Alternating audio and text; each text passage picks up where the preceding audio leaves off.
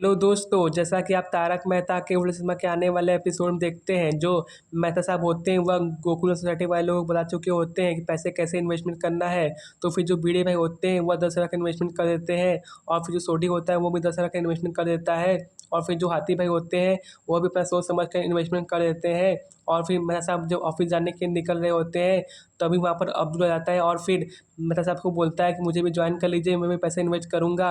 और फिर जो मेहता साहब होते हैं वो अब्दुल को ज्वाइन कर लेते हैं। और फिर मेहता साहब जैसे ही ऑफिस पहुंचते हैं वो देखते हैं तो उनका 500 रुपये बढ़ चुका होता है।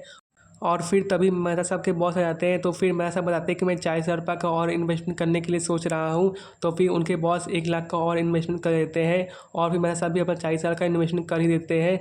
और फिर जो जेठा होता है वो भी अपना 10 लाख का इन्वेस्टमेंट कर देता है। और फिर जेठालाल नट्टू काका और बागा को भी ज्वाइन कर लेता है पैसों की बारिश ऐप पर। कि जेठालाल सोचता है कि पैसे तो सभी जीत रहे हैं, लेकिन क्या पैसे बैंक अकाउंट में वापस आ भी रहे हैं न जानने के लिए जेठालाल अपना जो पैसा जीता होता है वो बैंक अकाउंट में रिटर्न करवा लेता है। और फिर जेठालाल के पैसे बैंक अकाउंट में आ भी जाते हैं।